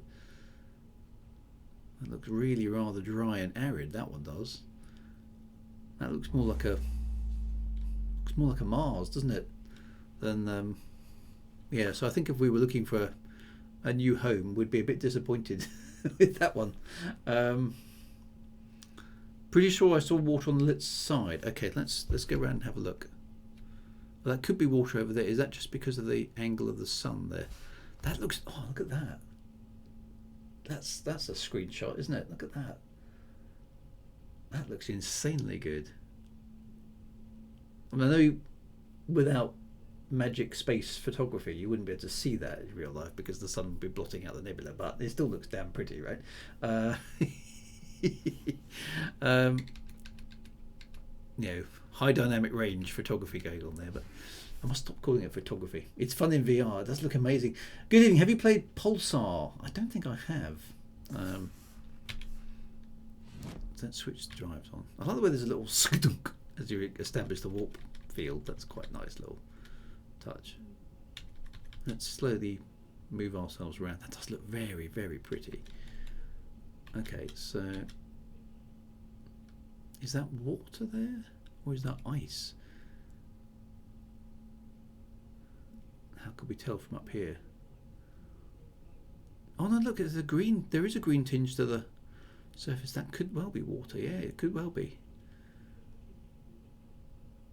Yeah, there's a definite green, bluey tinge to stuff. Yeah, that does look like water. So yeah, so it looked really desolate from the side there, but from this angle it looks. Yeah, there's a lovely continent down there, isn't there? Yeah, nice. Almost looks like from this side it looks like a water world. That's really quite weird. Let's go around the back side of the planet again. Or cross the Terminator again. I love the way we can do the autopilot slipping the clutch. Definitely one to add to the list. Yeah, okay, I'll have a look at that one as well. So many games, not enough time. Okay, so that's definitely water there, isn't it? Look at that continent there, all green. And it looked like it kind of dropped into a desert as we went round the limb of the planet here. Quite a nice looking kind of Earth-like sort of a world. There's the Terminator. Look, and it goes really, it does, look, it goes really dry and arid on the edges. some really big mountain ranges. It's a lovely terrain generation, isn't it? But there's an amazing view from down there. So let's do some eye candy shots here. Let's get the eclipse of the. That would be one thing I think you could do for eye candy generation. Is what I'm doing here is I'm flying around the planet and then effectively banking right very gently. It would be nice to be able to have a button that basically says just put yourself in a standard orbit. I know it's not really an orbit because you're still under thrust, but to be able to automatically orbit a planet at this sort of speed just for the eye candy would be great.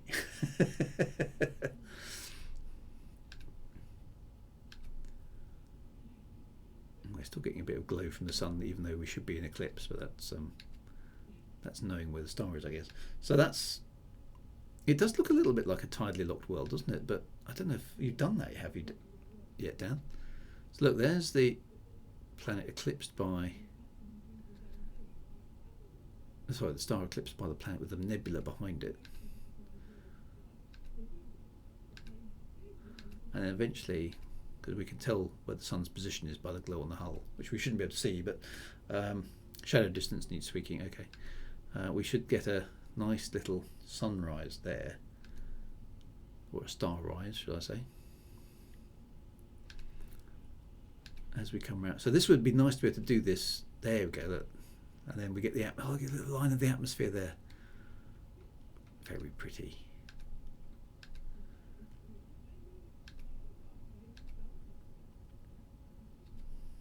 I expect a large number of continental planets would be in their Pangaea phase when you encounter them. Yes, I suppose that's true. Because look, this one looks like, from this angle, it looks totally barren, doesn't it?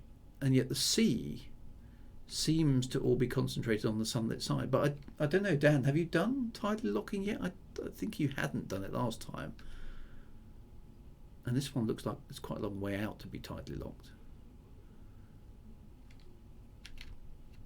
So if we fly out from that direction, look at that, that looks really, really amazing.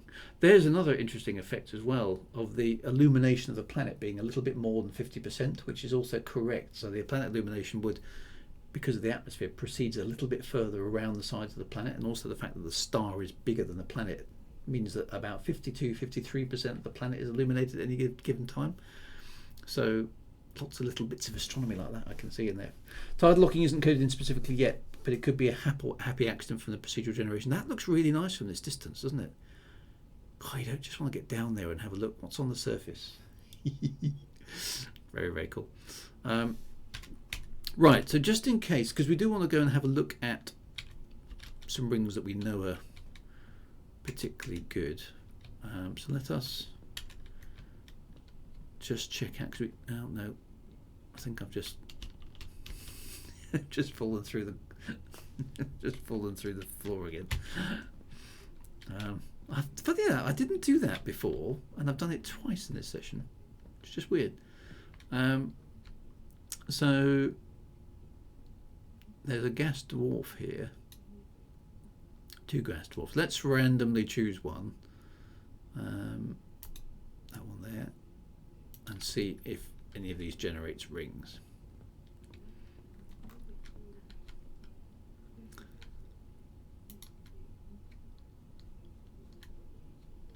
Oh. I didn't mean to get up there. Engage.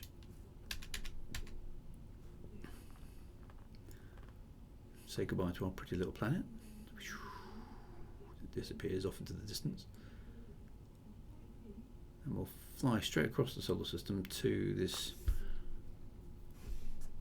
gas dwarf here. It doesn't look like we're going to be lucky, but let's just try the trick of flying a bit up above the equatorial plane. Switch the drive back on and accelerate a little bit. Did that work?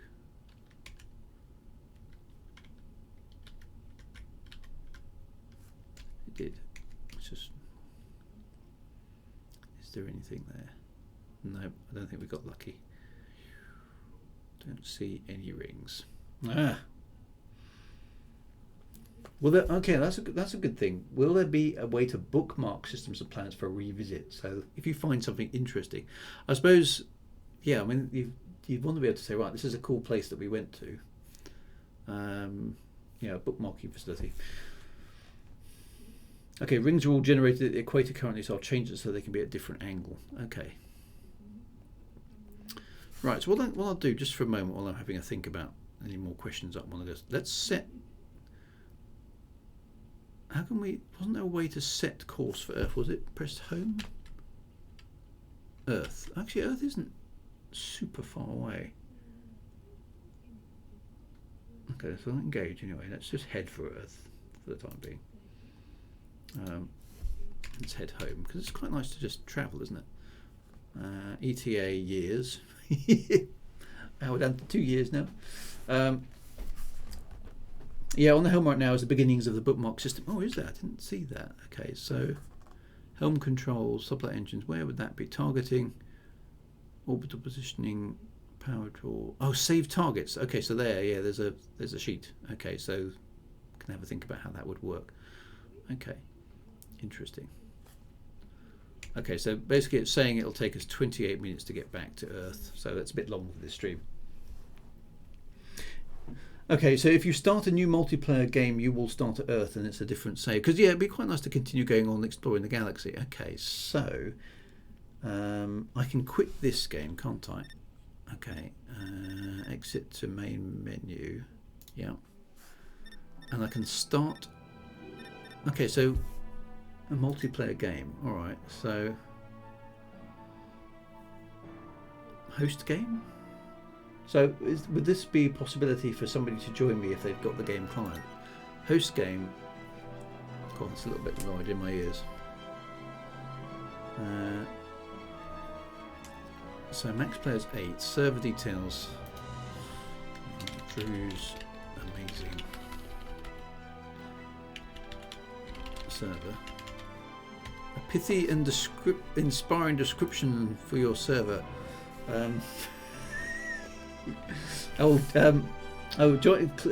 Claire and Dan can join me. Okay, so a pithy and inspiring description for my server. I don't know. Carl Sagan would be very proud indeed of all this. There we go. Right, so if I start a new game. Okay, so it's doing its thing.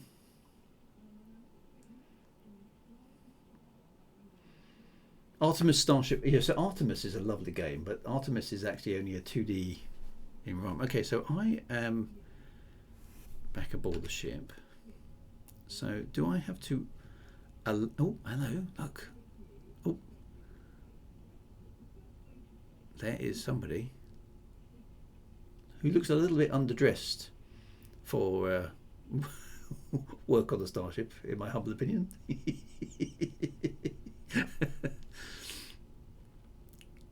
Who is that? Is there a way for me to... Drew's amazing server or Drew's amazing server?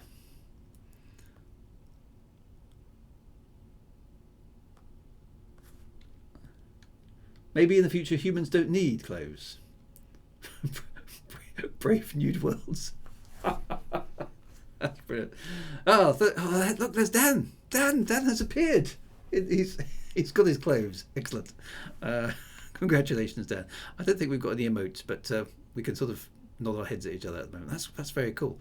To seek out new life and new civilisations.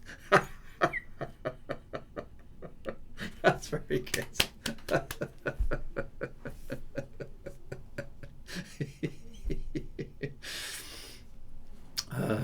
Brilliant. Okay, so that's how that will work. So presumably we'll be able to interact with each other in the future as well. Right, let's go to Riser, says Julia. My chat is out of control. My chat usually is out of control, to be fair. So are we... Okay, so let's... Is Claire going to appear as well? Dan's there. So we're back in the Sol system as well. So it took a moment for the clothes to arrive. Is that something to... Claire is on her way, I think. Oh, look, there's a chat. Oh, there is a chat. Okay, hang on. So enter to talk. Okay, so that's ship-wide. Okay, is ship-wide the only option at the moment? Hello, Dan. And welcome to the Eurydice. If we are at Eurydice, I'm not sure if we are anymore, but there we go. Brilliant. is she putting her clothes on? There she is. I think we'll keep her modesty intact by Dan can be the gentleman, just standing in the way until such time as Claire is fully clothed. There we go. I think she's good now. Yeah, there she is. Hello. There's Claire as well. He's running around. Hello, Claire. Right, let's say hello. Okay, this is the first time we've demonstrated the. Claire's a scientist. What am I? I can't remember what I am. Was I a captain? So Dan's the pilot. Claire's a scientist. Oh look, we can sit around and have a conference. Let's do that. That's what. Yeah.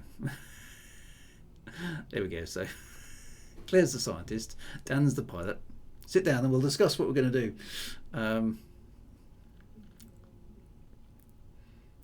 In certain chairs. Okay, so that's not working too well, but there we go. It's kind of working, and we can have a conference about it. Go fly the damn ship, says Sean. Okay. Everyone to the bridge. All crew to the bridge. All crew. Stop all this faffing about in the conference room.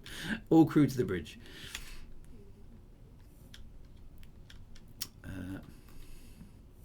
Okay, so actually, well, I'm going to take the captain's chair because I can. So I'm guessing Dan can be the pilot in the pilot's chair. Claire's going to be... Look at that. Claire's the scientist. Right, I'm going to sit in the command chair. Now, in that case, so, right, I suppose I should really be doing this properly. Oh, Ava's the onboard artificial intelligence. Right. So, Claire, please scan Saturn and send coordinates to the helm. There we go. So presumably Claire's going to therefore do that. Yes, Captain. Everyone get into role play. Yes, it's awesome. And set course for Claire's coordinates. Best possible speed.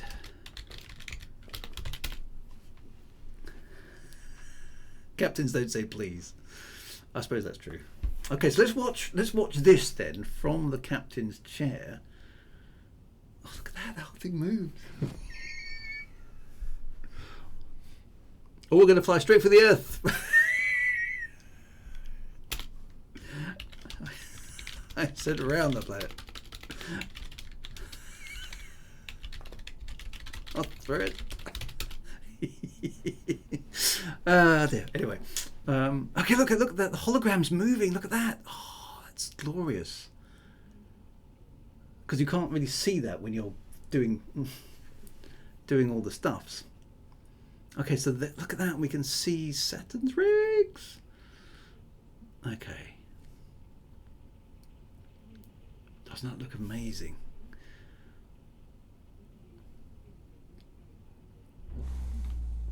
Okay, so hang on. Helm, please take us above the rings. Give us a scenic view, and orientate the ship for best effect from the lounge. Perfect. Okay. Let's see what Dad could do with that one. Aye. Love it. This is awesome. This is going to be so much fun. In co-op games like this, the captain needs to be bald and the XO needs to have a beard. Is there a station on the bridge for someone to sit and make random comments and snark? Well, Isn't that usually the science officer?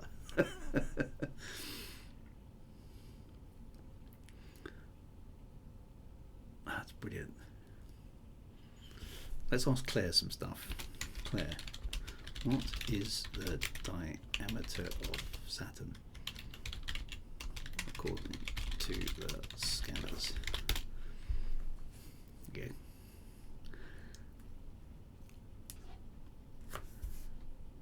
Are there 2 seats in the captain's area? double snarkage.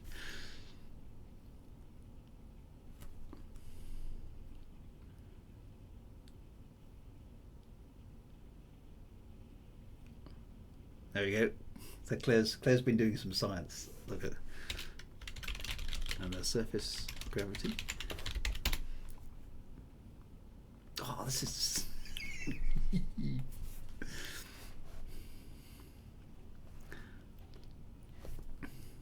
Okay, so we'll.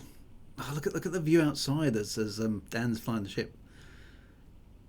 1 seat for the captain, 1.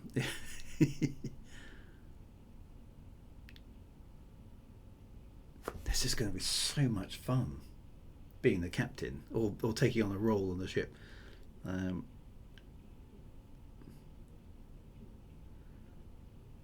Okay, I think it's time for me to switch to yellow alert. Based on, not that I'm worried about Dan's piloting skills, but I think it's time for yellow alert because, well, we can't we? Here we go. Yellow alert is on. I'm afraid the design of this game.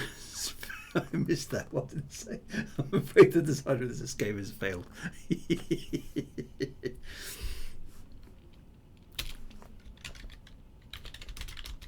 Don't suppose. I'm afraid the designer of this game has failed to add Saturn's gravity captain. I don't suppose you've scanned any strange space anomalies recently.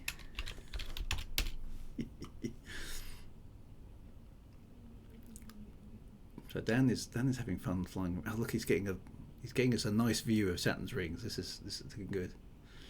Making us all feel a little bit space sick though by all this flying around. In VR, that's going to be a little bit disorientating. I think have to be a bit careful about that.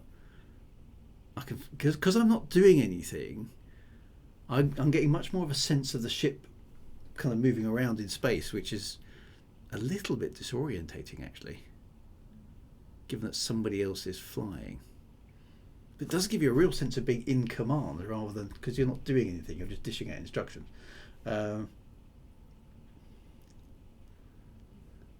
Very polite for a captain. Well, I'm good. You see what it looks like from the lounge. Okay, we'll go to the lounge in a minute. That would be really good. But but the idea of the multiplayer here is really, really nice. It's really, really good. I think we need to have a selfie in the lounge as well, don't we, when we get there? Okay, so he's moving us around there. That's very nice. And so I suppose I can stand up. Now, Claire, can you just, you'll be 15 seconds behind on the stream here, but can you poke buttons? Do you actually poke buttons on the screen? Does the screen react to when Claire does things? Does it? Oh, look, I can see what she's doing. Look at that. That's quite neat. And as she changes things, oh, look at that.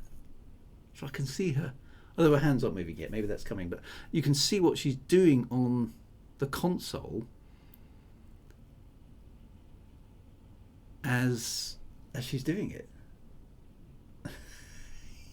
So, I'm intimidating Claire now by looking over her shoulder. This is micromanagement, Star Trek style. Let's go and do the same to Dan. So what's Dan doing? So I'm guessing he's flying this using keyboard control rather than jabbing buttons.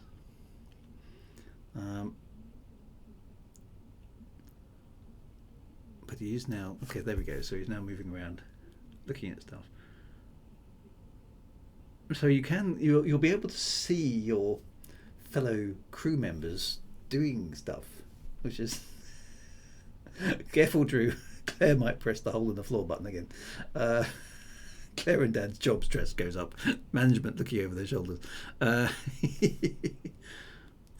So there's Claire running around. So we can actually see where everybody is. That's a very cool thing. So you can join the captain and look out the windows together, which is pretty cool.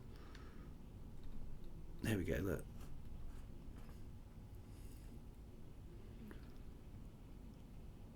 Dan. Oh, look at the view down. Oh, look at that. What a view. Everybody to the forward window. There we are. Look at that. That is an amazing shot. Doesn't that look incredibly cool? That's just...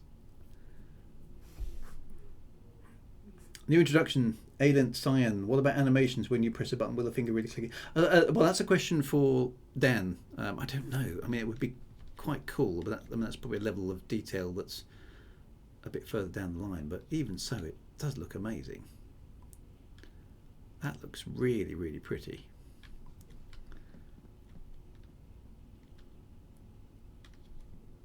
I seem to have lost stream connection, so just order me around. Okay, well, I mean, we're almost at the end of the stream time, so I mean, let's okay. So we will. Okay, Dan's saying here we will have IK based animations eventually, so the hands will press the actual buttons. Oh, that would be so cool. So you'll be able to see your crew doing stuffs. That is pretty impressive. Let's stand by the front window. There we go. So we're gonna make our way over here. There we go. Come on, Dan, you two. There we go. Look, oh, look, we're standing at the. Oh, apart from the fact where we stand at, what would be nice if we could. Can we lock ourselves to a particular direction, and then hold the camera there? There we go. Perfect. And then, oh no, I've turned around there. Didn't mean to do that. Let's try that again. There, and then there we are. We can sort of zoom out from the ship. To the bar with you. We're now. We all need beers. Okay, so that's the multi. Look at that. That does look pretty insane, doesn't it? With the internal shot of the bridge. I mean, you could make a movie out of that. With Saturn in the background there. Absolutely glorious. Right. Okay. So to the lounge. Time for a space beer.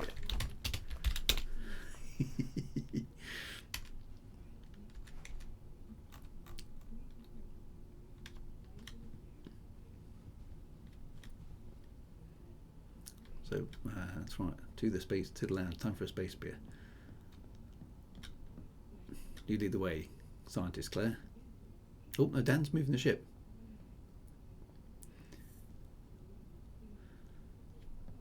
I presume he's orientating it so it looks pretty out the back. Claire's just gone down the lift. This multiplayer works surprisingly well, doesn't it? It's all, the captain's buying. Excellent. Oh, that's me. Okay, so grab yourself a space beer. So Claire's already sitting down, so I'm going to grab myself. Well, I think actually, I think we've moved beyond space beer on this particular thing. I think it's time to break open a wine. So what do we fancy here? There's 2 wine bottles. I think a glass of red is what we should be having at this point. What have we got over here? That looks like a good bottle of red there. So let's have that one.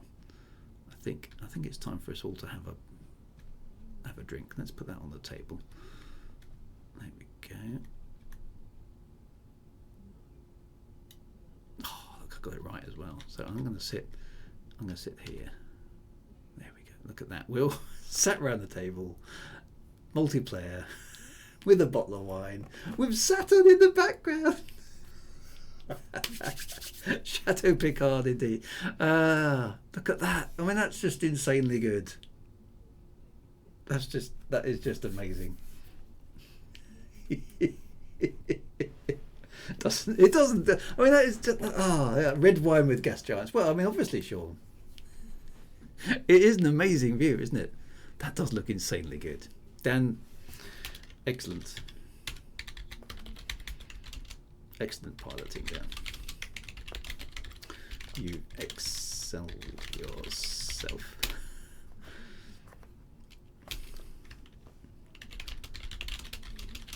The superb navigation. There we go. What an amazing game!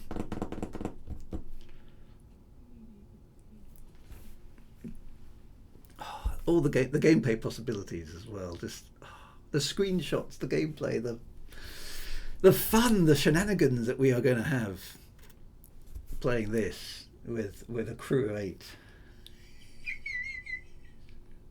It's just going to be insanely good.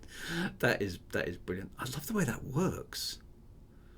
Oh look, it's actually telling me the seat is occupied as well, so I can't sit there because Claire's in it, and presumably the same with the one that Dan's in. And the chairs, look, we can roll the chairs around. Oh, it's amazing, isn't it? Really, really, really good.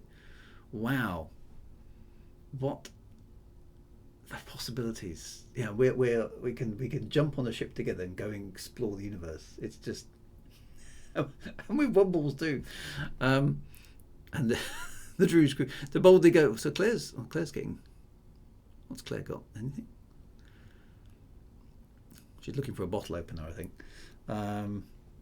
First time chat from Dosnislaw. Never heard of this game. What platform is it on? Well, it's PC at the moment. I think there are plans ultimately to bring it to console, but it's an early access alpha tech demo right now. It's very, very early days, but it's super impressive indeed. And the scope and what you're going to be able to do with it is just insanely good. Oh wow. Mac first, please, says Orkney Sean. Dan, we will need Womble characters, I'm afraid. We're not going anywhere, says Commander Cedarvilla, who is, let's be fair, obsessed with Wombles. Claire has just vanished into thin air. I think she got teleported away. Oh no, there she is. I think before we go, we should just try and move as many bottles of wine from the bar over to here, because I think it's appropriate that we have a party. So let's do that. There we go. Commander Alessia Verdi likes a drink, as we know.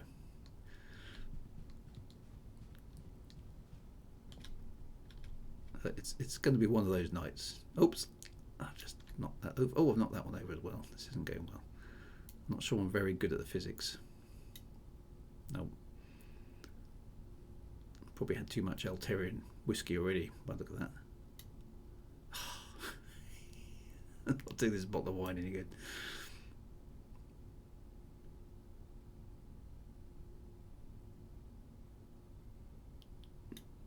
Nope. Oh well, never mind, I must be drunk. It's one of those things. I think that means that you've had enough.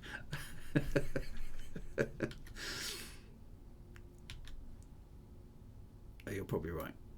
Let's try that again. No, I can't get that to stand up. Oh yeah, there we go. I got that one up. There we go. That's good. Let's try and get that one up as well. Come on. Oh.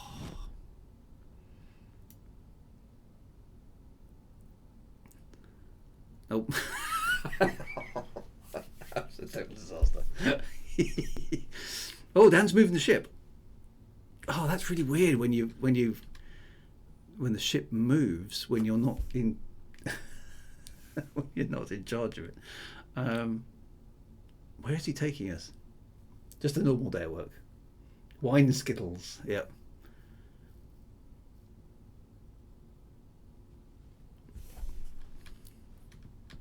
Claire's having a look. Oh, we're moving. Here we are. Look. Okay, we're on our way. Isn't that an amazing thing? As the ship flies off and you're looking out of the back. Really quite pretty, that. Are you still fit for command?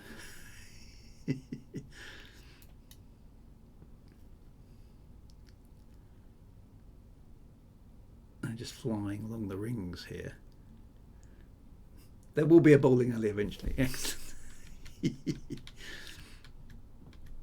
could just watch this all day, couldn't you? Don't know where he's taking us. Dan took over. It's a mutiny. Yes, he's doing that without orders. Oh, look, you've even got the... Look at that. You've even got the polar hexagon that is actually on Saturn. Wow. Oh, and there's a shadow on the rings as well. The hex on the top. Yeah. Ah, the attention to detail on this is really, really impressive. There's the blue nebula that we were in before. Bowling during manoeuvres with inertial dampers off. Add a holodeck and you can have a bowling alley. Yeah, we can have a holodeck as well. It is amazing. I think where he's taking us now. Oh, that's a little bit disconcerting when the ship moves around. Because I'm not putting any control inputs in. I must admit, I am getting a tiny bit dizzy watching the screen. I'm not very good with VR things. Okay, now we've gone into boom, straight past Saturn. Where's he taking us now? We will have an entertainment centre, so bowling will be there along with more bars. Excellent. Ah, so that would be quite cool. Okay, so now we're at quite some distance from Saturn.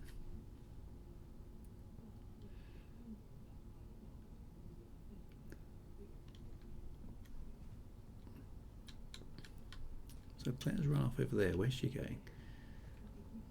So is this where the... Oh, this is where the food is currently.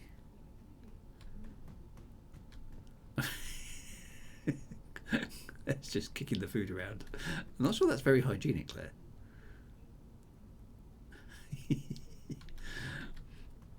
Can I pick up a baton? Because then we can have a lightsaber fight. No, we can't. Oh no, I can pick up a baguette. There we go. All right, take that. Watermelon. See, the physics model is going to be... Oh, we can actually look. We can actually play baguette polo, maybe. There we go. You can sort of nudge things around. There's definitely games to be had there, aren't there? So, yeah, moving things about will be quite cool as well. It's just amazing. It is just amazing. So, my time, alas, is... Where are we? Where are you taking us? Oh, hang on. Is this Jupiter? It is. Oh, he's taking us to Jupiter. Look at that. Okay, well, just... Oh, look. Is that... That one isn't moving. That's a kind of photorealistic... It's very pretty Jupiter, though, isn't it? So that's a NASA texture of Jupiter, right? Okay, that kind of makes it sense. But doesn't that look amazing? So you can, where we've actually got imagery of planets, you can actually use it, which looks amazing, doesn't it? Wowzers! Very, very, very absolutely beautiful clouds. Look at that, just framed in the windows there. Imagine being on a ship and seeing that out the windows. So this is as close as we can get to actually going out into space and having a good look around. Wow, that is amazing. I'll have to stop the stream there because I'm out of time. But I so can't wait for this. So Dan and Claire, tell us again, when is the Kickstarter that you're running? Was that May or was that June, July? I can't remember now. It really is a thing of beauty, this game. It's got so much excitement. Really is impressive. It's beginning of July. Okay, perfect. So I'm gonna make sure that I kind of hype that up as much as I can to get as much attention to it, because I want this to succeed really a lot. And it's got all the sort of attention to detail that I love. It's not taking any shortcuts with stuff, and it's all exploration focused, and it's just, it's space and it's astronomy and it's all good. It's brilliant. So we will definitely be back with some more of this at some point in the future. But Claire and Dan, thank you so much for allowing us to have a poke around in Starship Simulator, and thanks for joining the crew there at the end. That was really, really good. First time chat. It's a game made with absolute devotion. Yeah, it absolutely is. It's a thing to be encouraged. So I do really want to put as much of my own effort behind the Kickstarter as I can. So expect me to be doing some content during that time for the Kickstarter. Yay, says Claire. That'd be really, really good. Yeah, when there's a demo available, I mean, we'll certainly be back, and we'll be trying to show the what the demo can do and highlight that kind of things. These guys jumping around on the chair. It's brilliant. That's really good. But the fun, the multiplayer, the shenanigans, the exploration. Oh, it's gonna be epic. So it's very, very good. The demo will be out as soon as I finish the engineering tutorial. So there's stuff to look forward to, guys. Those of you watching on stream saying, I want to have a play with this game. Yeah, far too much wine, clearly. It won't be long before you will actually be able to have a poke at it yourself. So hopefully you've seen enough on the stream to be interested. But yeah, give these guys your support. It's a huge, huge appreciation for Dan and Claire. I mean, it's amazing. It really, really is. Thank you, guys. I hope that Kickstarter is a success. We will definitely be giving you as much support as we can from this perspective. So that'd be really good. And I'll definitely love to be involved in any lore and stuff that needs to be done, anything like that. So hit me up when the time is right, and let me know what I can help you out with, because space stories, space lore, space everything. There's a whole galaxy to fill with stuff, so you've come to the right place. That's definitely it. So that would be awesome. Right. Thank you very much, everybody on stream. Thank you very much, Dan and Claire. Thank you very much to the amazing Starship Simulator. We've had an absolutely fantastic time. It really is the game that this stream has been looking for, I think. We are going to be having an awful lot of fun with this when it finally comes out. So best of luck to you. Keep getting at it. Keep going at it. And we will see you soon. Be good, Dan and Claire. Thank you very much. And fly true, space commanders. Take it easy, folks, and see you soon. Bye-bye now.